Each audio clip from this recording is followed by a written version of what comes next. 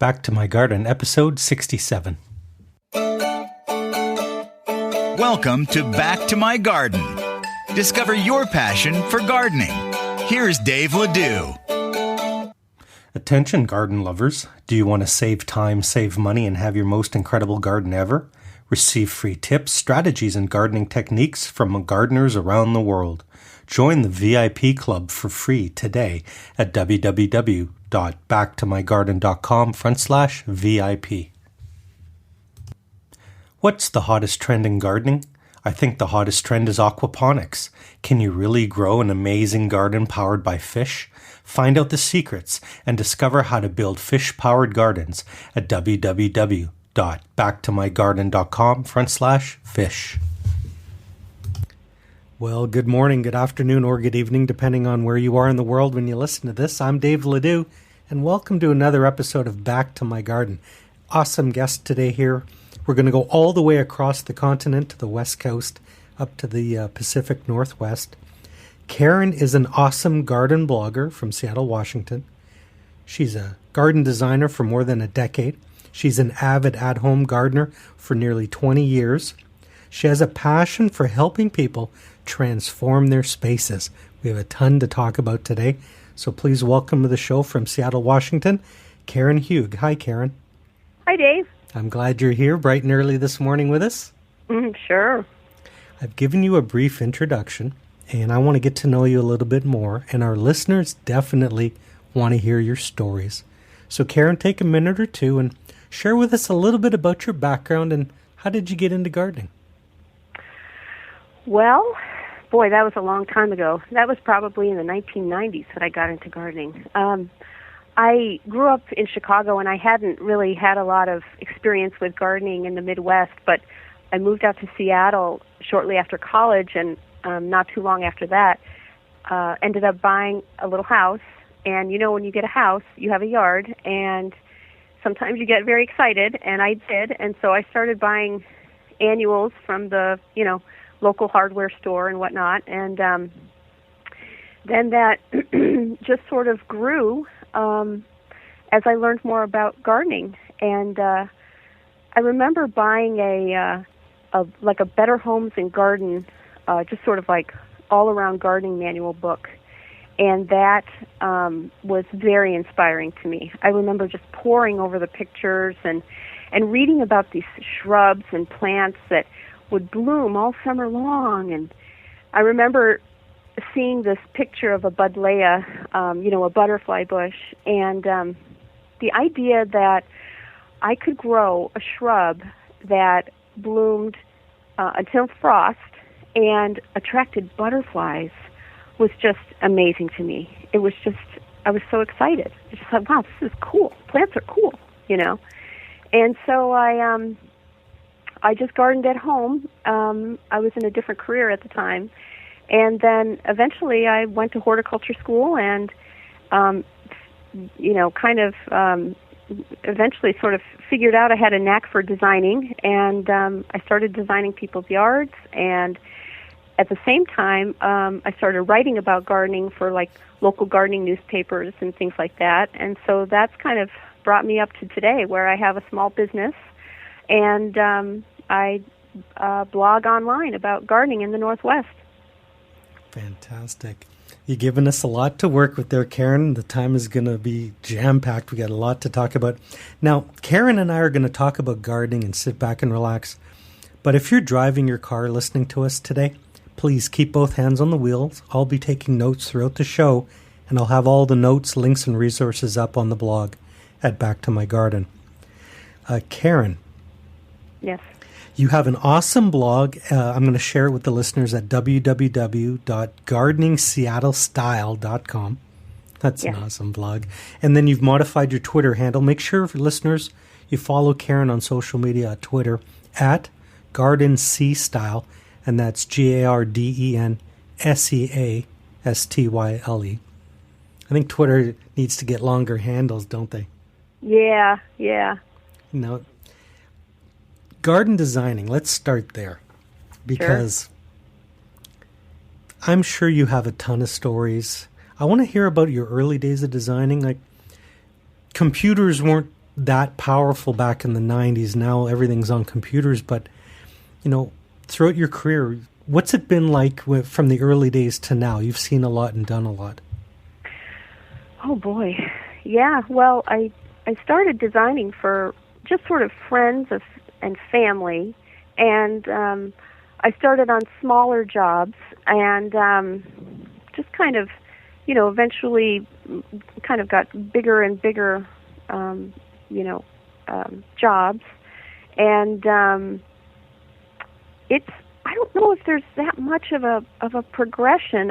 It was weird because when I was in horticulture school, I started designing when I was in school, and just sort of barely finished school because I got so busy, and just found that I just loved transforming spaces for people. I mean, here I would come in, their yards would be weedy, they would be completely overwhelmed, they wouldn't know where to start, and my job, and it still is in breaking it down and helping them figure out, okay, what space bothers you the most?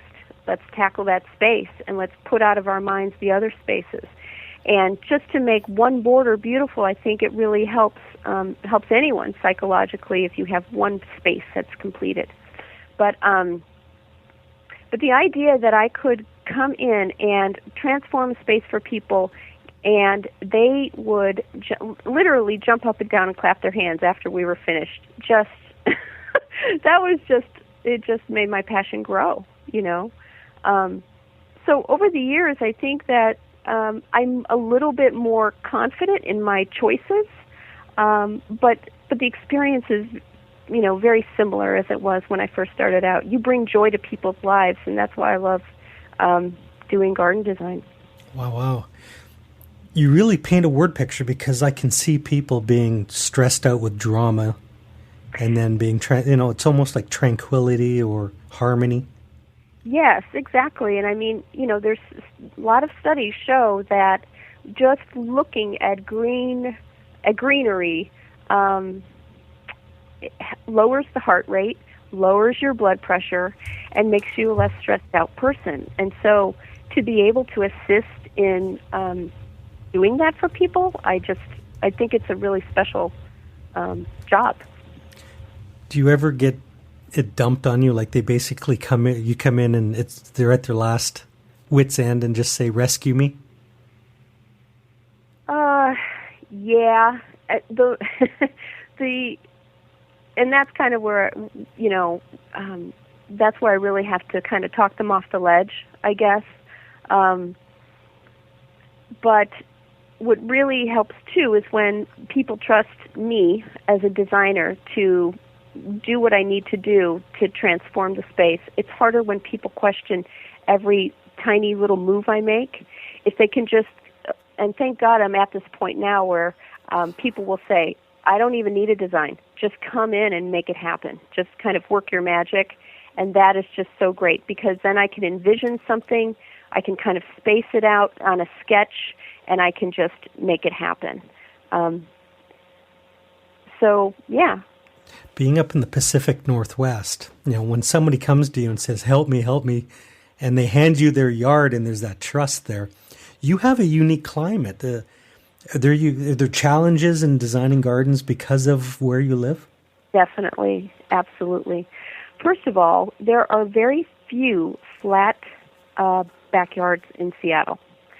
Seattle is I think, you think of San Francisco, and San Francisco being very hilly.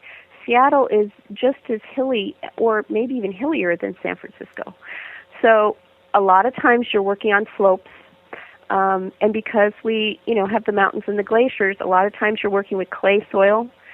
Sometimes you're working with very rocky soil. And, as you probably know, clay soil is very difficult to work with, and you really have to amend that soil with compost to get it fluffier and aerate it some,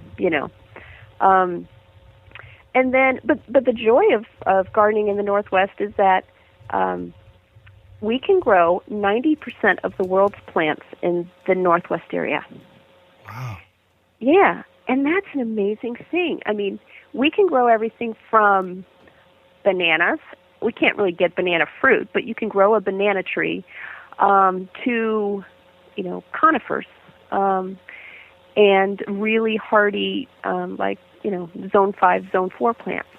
So the choices are vast here.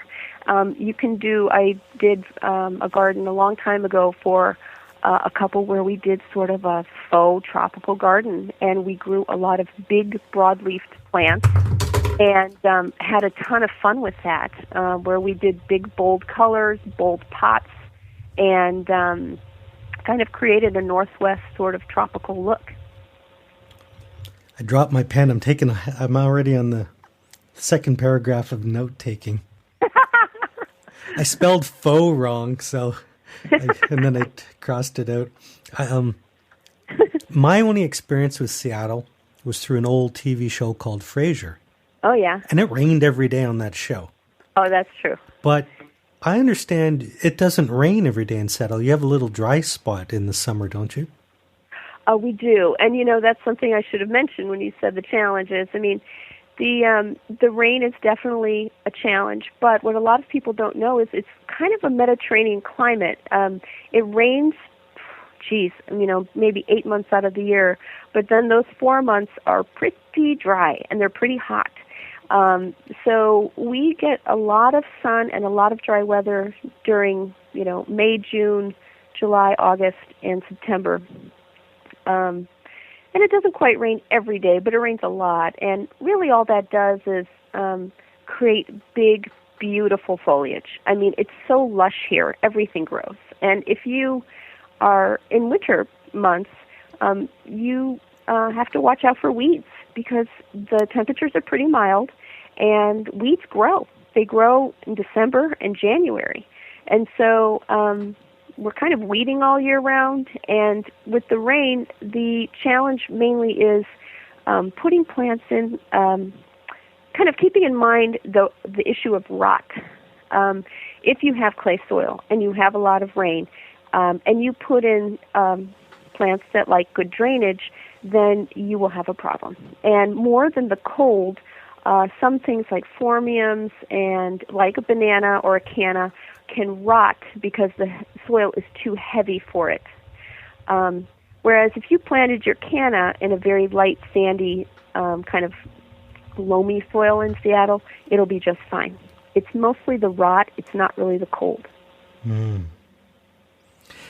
Karen, a lot of our listeners, they listen to the podcast for ideas. And sometimes it's ideas of what to do. Sometimes it's ideas of what not to do. What are some common mistakes or errors you see when you go into somebody's backyard? Oh, well, I have to say that to me the first rule of gardening is right plant, right place. So, and nursery tags aren't always very specific. Sometimes they're very general. Like if you go into a nursery in the Northwest and you want to buy a dogwood tree, that tag will say plant in full sun. Well, a dogwood tree is actually an understory tree in the Northwest. It's happiest in light shade. So a lot of people don't realize that, and they put their dogwood in the front yard where it bakes, and then it dies. Mm-hmm. So I would say, or people plant their rose in a very shady area, and it gets black spot and doesn't produce very many blooms. So I would say putting the right plant in the right place is most important, and that's something I run into with clients a lot, is they just don't know. And, of course, it's not their job to know. It's my job to know. So I would say if you can do anything to improve your home gardening skills, just read up on plants and get good recommendations from websites or books that are about the gardening in your area. Can you share that rose tip again, if it has black spots? Well, if it gets black spot, the disease black spot, I'm not a huge rose expert, but it will get black spot when it doesn't have good aeration, the conditions are very moist and maybe shady. The leaves will get black spots on them, and that rose isn't very happy. And a lot of people, in the Northwest, because we do have such great rain, we have very tall trees. Well, a lot of those tall trees shade out our yards, and so people are desperate to grow sunny, plants like roses in their backyards that may only have half-day sun or something, or less than half-day sun. So if you live in the Northwest and you have a shady garden, you got to go with it. You just have to plant all the beautiful plants that we can grow in the shade. So listeners, if you want even more tips and connect with Karen on social media, follow her on Twitter at Garden Sea Style, and make sure you check out her awesome blog at www.gardeningseattlestyle.com. Remember, there's 2 T's in Seattle. I'll put the link in the show notes. Karen, you're blogging, you're writing, you're designing other people's dream spaces and bringing tranquility to their lives. Do you have time in your life to garden yourself? I do. It's my passion. Nice. What was your garden like this year? Well, it was it was great this year. It was kind of strange though, because I was invited to be on our local garden tour I think it was last January. And I was so excited, but I had just taken out a huge laurel hedge in our backyard. I actually have a very long, narrow lot, and this laurel hedge was approximately 100 feet long. And so I had just put in a fence, and I had gained about 8 feet of space, which was very exciting. But then I was invited to be on the garden tour, and I had 100 by 8 feet of space to fill before the garden tour happened. So luckily, I have a wonderful friend who's also a garden designer who helped me transplant shrubs, buy some shrubs, and fill in that blank space. And it ended up being great. But the garden tour was kind of looming as the months went on, and one problem I ran into was I had to battle moles, because what I had done was I wanted my lawn to look good, and so I had fertilized it with a natural fertilizer, and I was fertilizing all of my perennials and shrubs with fish fertilizer. And fish fertilizer and just natural organic fertilizer for lawns will produce worms, and of course you want worms because you want good soil, but the more worms I produced, the more it attracted moles. And I had just, oh my gosh, I had a ton of moles in my yard. And we were putting in the mole bait and trying to get those little guys to go away. And as the gardening tour loomed closer, every morning I would come out on my patio, and the patio is something I inherited with the house. It's made of concrete squares with soil and lava rock in between.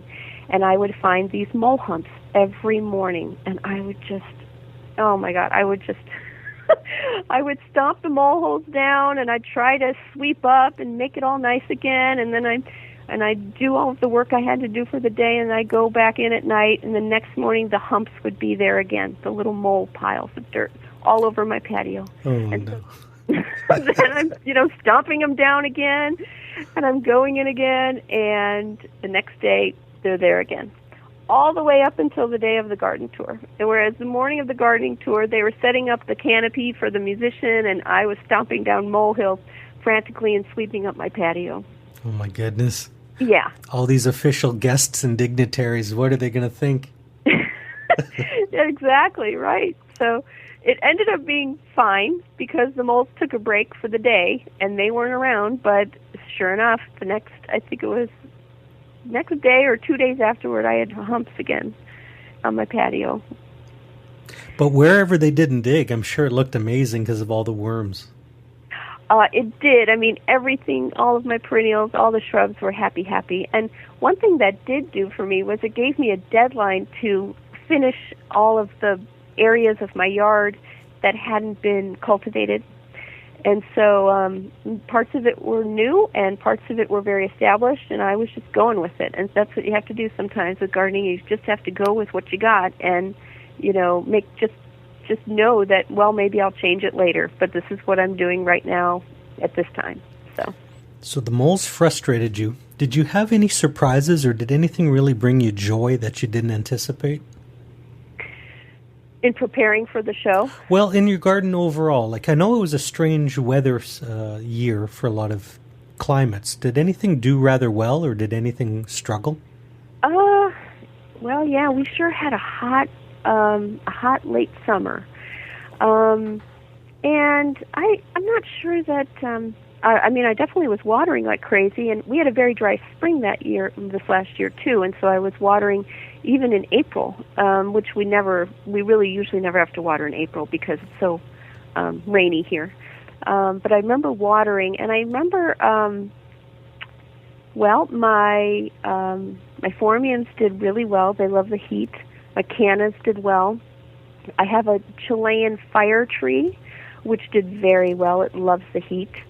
And a Nicotiana, it's Nicotiana sylvestris, I think, just sort of sprouted all of a sudden during summer and grew the biggest leaves I have ever seen it grow. It just got happy in the full sun.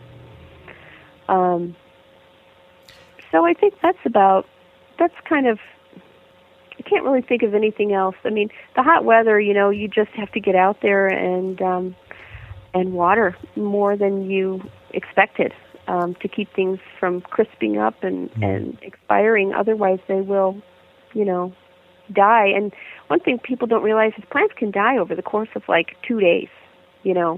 If they're dry and you see those leaves sagging and then they get beyond, the point of no return, I mean, they're goners. So you really have to get out there as soon as you see plants wilt and water right away. I'm just looking at my notes, and you had asked me to remind you to talk about invasive plants that you have that's pretty unique to your climate. Oh, yes. So, I actually live in a very forested area just outside of Seattle, and one thing that we have out here is a lot of English ivy on our trees. And I have a whole ravine at the very back of my yard that's full of ivy that I'm sort of always battling and trying to get one step ahead of. But before we bought our house, there were maybe 3 trees that had gigantic ivy climbing up them. Those trees in windstorms now will drop a lot of extra branches, much more so than the other trees in my yard. And I think that one thing that's important, especially now in winter when we're not really out there actively gardening with pretty flowers, is to just get out there and get a pruning saw and just cut the ivy off at the base from your fir tree, your cedar tree, whatever tree is growing up. Because what happens is ivy grows up the tree, it goes out into the branches, it will strangle the branches and defoliate the branches. Well, when they're defoliated, they get weak, and that leads to a lot of breakage during a windstorm. And so not only is it bad for the tree, but when the branches break, they can hit your car, or they can hit your house, or, your garage, or other things. And so I think that even though people kind of think, oh, well, it's no big deal, it's just another plant growing up, a big sturdy fir tree, that ivy is actually really invasive and really a threat to our fir trees and our cedar trees, our hemlocks, and all of those trees. Good stuff. Karen, I just looked at the clock and our time's flying by. Now's the time in the show where we play a game called 5 Quick Questions. Okay. This is your chance to share your wisdom and experience with novice gardeners. Are you ready to play? I guess so. All right. I'm sure in your circle of friends, you're the expert gardener, and you've heard lots of people say, oh, I kill plants, I have brown thumbs. What do you think stops most brand new people from even trying gardening? I would say the physical labor of it. It's definitely backbreaking work, although it's a great way to stay in shape. And not knowing what plant to plant where. And just sort of being kind of spooked by the knowledge that they know that they don't have. But if you start out simple and you start out with the workhorses of the gardens, like very hardy shrubs like abelias, weigelias, buddleias, spireas, all those plants are very tough. And if you plant them in the right place, they will give you a lot of joy for many years. Nice. Good. You've had some interesting teachers throughout your career. What's the best gardening advice that you've ever received? I was thinking about that, and I kind of wanted to say something very, something very, intelligent and wise about gardening itself. But you know what? The thing I remember most from horticulture school is that my tools teacher had said, let the tools work for you. Don't think, oh, I'm going to pull this dandelion, and oh, it's hard to pull, but I'm just going to yank on it harder with my hands until I pull it out. Get your trowel, get your hori-hori, and stick it in the ground and really use that tool to pry the thing out so you're not straining your hands. Also, sharp pruners are really your best friend, and it really matters that you have sharp tools and quality tools. Because if you put a cheap pair of pruners on a big branch and you're trying to cut it, you'll just snap the branch off in some weird place, and then disease can get into that branch, and you'll hurt your tendons in the process. So I would say let the tools do for you, work for you, and don't cut corners and use your body instead. That's awesome. Good. Number 3 is a fun one because the internet's such a great resource. I mean, 20 years ago, we had to go to a library and check a book out to find answers. Now it's just Google it. Yes. Can you recommend one or two websites that you use as a gardening resource, or maybe some blogs you read? Well, I would say one of the resources I use the most, and it is specific to the Pacific Northwest, is the Oregon State University Plant Database.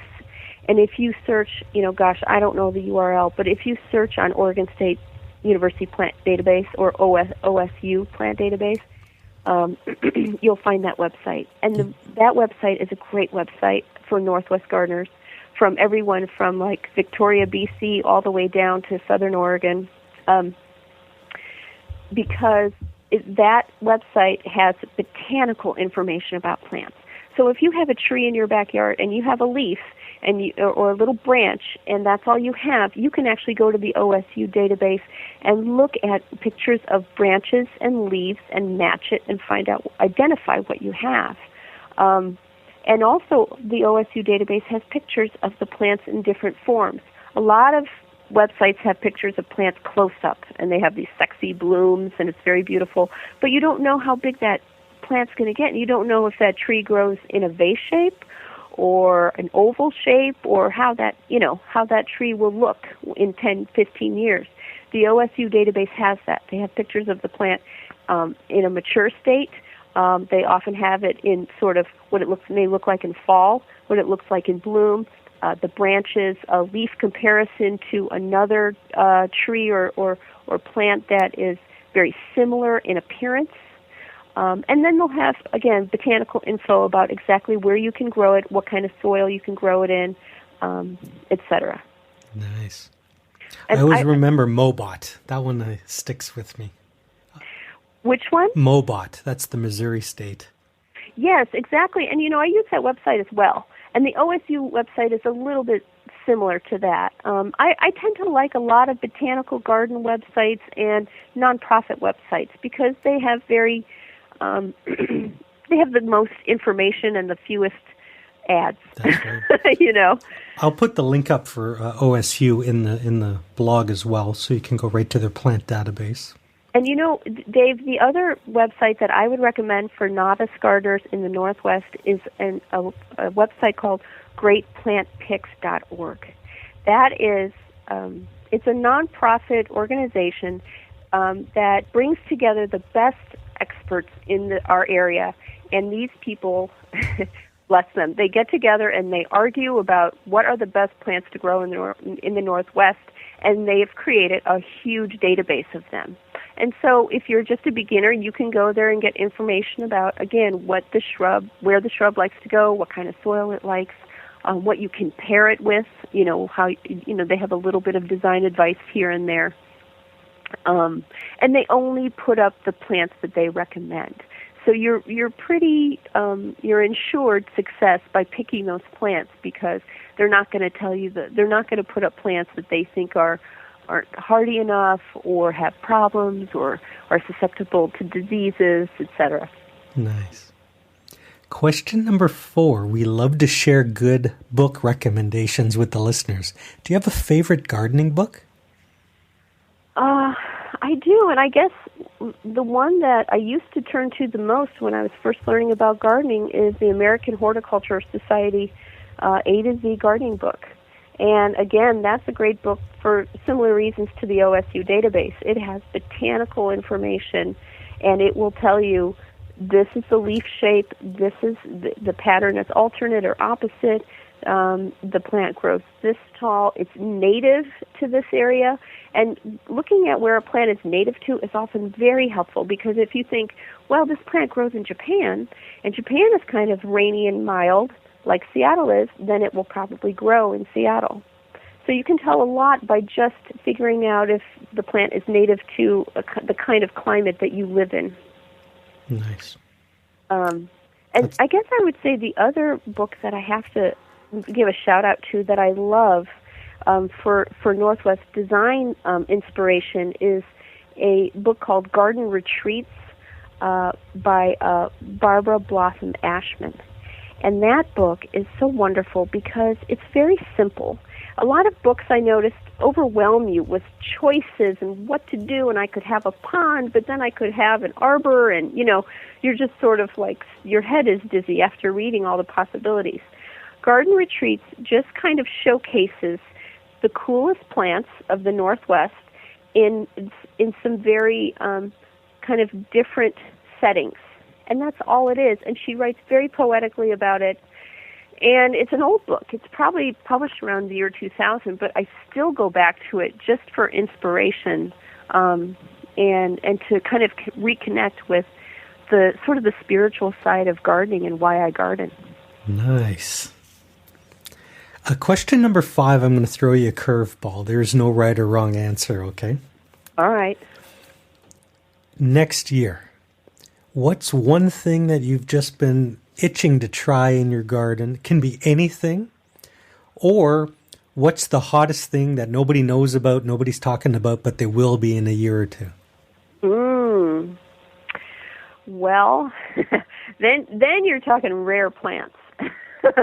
And then you're talking a little bit more money. But I would say one of the recent discoveries for me that I love, and it's surprisingly hardy, is a small tree called Drimys winteri Pewter's Pillar. And it's a very unique tree because I think it was found by Dan Hinckley, who's a teacher and explorer out here in the Northwest. And he brought them back from probably, I don't know where. He goes all over the place, China, Nepal, someplace like that. And he started reproducing them, and I think they're becoming more and more available now. But I've grown several in my backyard for probably the last handful of years. And that tree is so beautiful. It's got big, broad leaves that are kind of, it looks almost like a succulent. The leaves are bluish and kind of almost rubbery. And the branches, the new growth is very rubbery too. It reminds one of a madrona tree or an evergreen magnolia a little bit. And the form is very small, and it kind of grows in an oval sort of shape. But that plant is so cool because you can pair it with dark foliage plants. So you can pair it with a black sambucus, and then it just pops. Or you can pair it with something that blooms a magenta, like salvias that bloom in these hot magenta colors, and that makes the blue just sort of, shimmer. So there's a wide variety of things. You can pair it with small-leaved plants, like a yellow spirea or something, and then that will contrast really beautifully with the big, bold blue, broad leaves of the Pewter's Pillar. So I guess I would say that is the tree I'm most excited about, and I'm looking most forward to for it to be more available to people. Oh, and one other thing I would mention about it, we have had some really hard frosts the last couple years during our winters, and that thing has sailed through with flying colors. Like I said, it looks like a succulent that would be very tender and just kind of shrivel up and go to mush in the frost. But it doesn't. It's definitely burnt. It's got some brown marks now on the leaves for me, but The winters, the really harsh winters we've had, it has just sailed through with flying colors. That thing is so tough and so beautiful that I'm really excited about that plant. Fantastic, Karen. That's gold. Nicely done. Well, you get me talking about plants and gardening, and I'll never stop, Dave. Dear listener, I told you this was going to be an awesome episode. Make sure you connect with Karen. Visit her on social media on Twitter at GardenCStyle. And please bookmark and share her posts from her awesome blog at gardeningseattlestyle.com. Karen, you've been an amazing guest. The time has flown by. Well, thanks, Dave. I want to give you the last word today to the listeners around the world. Can you leave them and us with either a pearl of wisdom or maybe a note of encouragement on our gardening adventures? Sure. I guess I would just say, as I said before, when you garden, try not to sweat it. Try not to worry too much about all that there is to do and whether you're making the right choices. Because, in the end, plants are incredibly tough. They're incredibly delicate, and yet they're incredibly tough. And so if you need to transplant something later, you can always do it. You can always change your mind. And if something dies, well, that gives you an excuse to go out and buy something newer and cooler. So I guess I would just say don't sweat it. Just have fun with it, and don't put a lot of pressure on yourself. Just enjoy the process. Fantastic. Karen, you've been tremendous. Thanks for being on the show. Well, thanks a lot, Dave. I enjoyed it.